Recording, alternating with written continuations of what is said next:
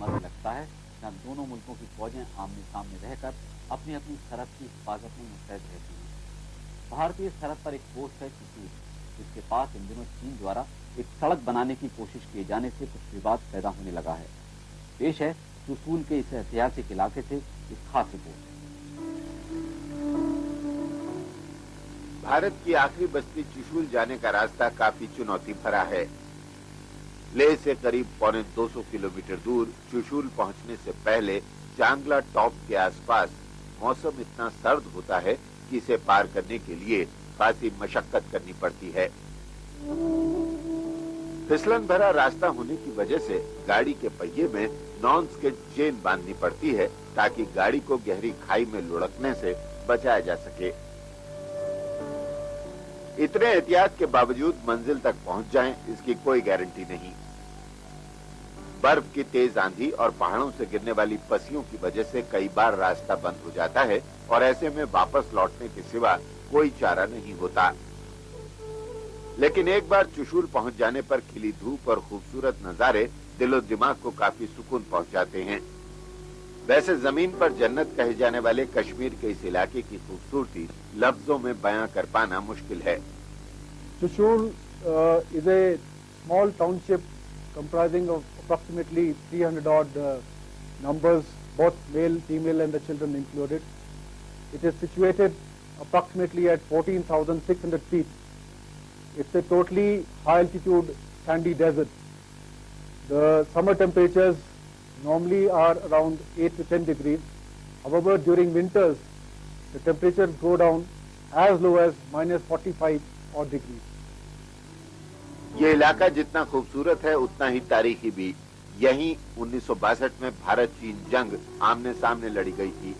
सिरिजाप one और रेजांगला में शहीद हुए बहादुरों की यादें आज भी हमें वतन परस्ती के जज्बे से तरोताजा कर देती हैं। खासकर मेजर शैतान सिंह और ध्यान सिंह थापा की कुर्बानी आज भी तारीख के अवराक पर सुर्खियों में दर्ज है। During the Indo-China War in 62, this area came into prominence because of two major actions which were fought in this area. One by 13 Kumaon in the area of Razangla, and the second was by 18GR across Pangongso Lake in Sirijap, wherein the Indian Army won laurels and two Paramveer Chakras were awarded to these two brave battalions. That is how it came into prominence. Chushul से तकरीबन 15 kilometre की दूरी पर बनी है थाकून observation post, जहां से पांगोंग सो झील के दिलकश नजारे देखने को मिलते हैं। 14,500 फीट की ऊंचाई पर वाक़ा ये झील दुनिया की सबसे बड़ी खारे पानी की झील है, जिसकी लंबाई तकरीबन 137 किलोमीटर और चौड़ाई 1 किलोमीटर है। इसका 1/3 हिस्सा हिंदुस्तान में और बाकी चीन में है।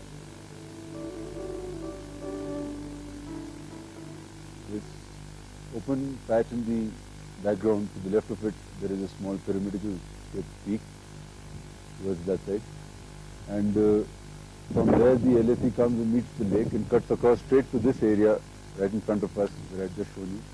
The track goes up this ridge and then I told you further where it goes south. This is the general area of the own perceived LAC. और विवाद भी इसी जगह पर है। इल्जाम है कि चीन ने झील के साथ साथ लगने वाले भारत के इलाके में एक सड़क तामीर कर ली है, जिसका इस्तेमाल वो गाड़ी से पेट्रोलिंग के लिए करते हैं। गौरतलब है कि चीन ने अपनी तरफ सड़क को काफी अच्छी तरक्की दी है और अपनी फौजी सरगर्मियां चलाने में बिला शक उसे काफी सहूलियत मिली है। ताहम इस इलाके में भारतीय फौज भी पूरी तरह से मुस्तैद है और यहाँ की हर एक सरगर्मी पर कड़ी नजर रखे हुए है। जाहिर है फौजी एतबार से अहम इस इलाके में चीन की इस कार्रवाई की खबर भारतीय सेना के अफसरों को भी है, लेकिन उनका मानना है कि ये फिक्र करने की कोई बड़ी बात नहीं है। रोड नहीं है, ये ट्रैक है। अब आप वहाँ जाएंगे चुशूल में, आप देखेंगे कि ये तकरीबन फ्लैट एरिया है और यहाँ पे एक बार आप डोजर चला दें तो एक ट्रैक सा बन जाता है। वही काम उन्होंने किया, एक दो जगह कुछ ब्लास्टिंग करनी पड़ी उनको। उन्होंने क्या किया कि ये सिरिजाप एक जगह है, वहाँ पर खुरनाक फोर्ट है एक जगह जहाँ पे उनका बेस है, वहाँ से आगे एक जगह सिरिजाप तक पहले ही उनका ट्रैक आता, उस ट्रैक को उन्होंने आगे बढ़ा दिया और वहां तक ले आए जहां तक वो सोचते हैं कि हमारी परसीव्ड LAC यहाँ तक, इस पॉइंट तक वहां तक उन्होंने ट्रैक बना दिया। तो संगड़ वगैरह भी बनाए, बना के वो भी चले गए हैं। अभी वो 2-4 दिन में एक गाड़ी वहां तक आ जाती है, किसी उनके लोग आ जाते हैं, थोड़ा 10-15 मिनट उधर रहते हैं, देखते हैं और वापस चले जाते हैं। हालांकि भारतीय फौजी अफसर किसी पक्की सड़क की तामीर की बात को बेबुनियाद बताते हैं, जो कि सही भी है, लेकिन साथ ही वे इस बात को भी मानते हैं कि चीन के साथ लगने वाली सरहद को लेकर तजब्बुज़ के जो हालात हैं, उससे कई बार तनाव पैदा होने का अंदेशा बना रहता है। वैसे सरहद के दोनों तरफ तैनात फौज बेहतर सूझबूझ का परिचय देते हुए अभी तक सब्र से काम लेती रही है और किसी भी तरह का तनाव पैदा होने से पहले ही उसे खत्म करने की कोशिश करती है।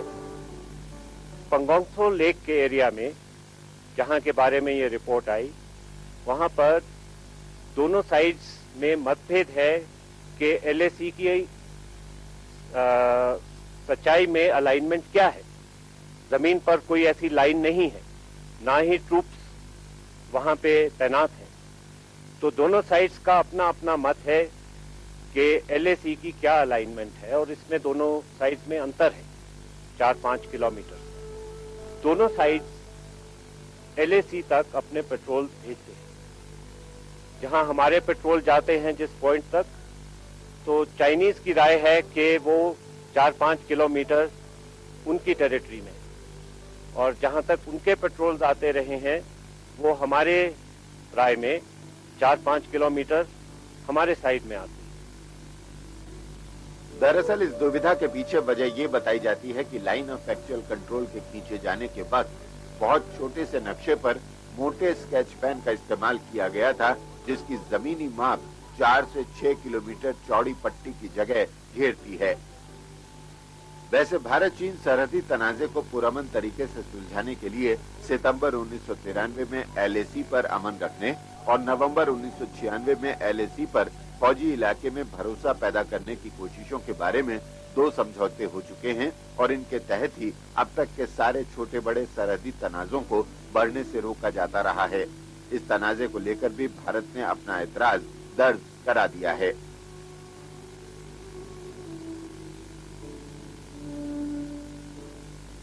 Confidence building measures are in place.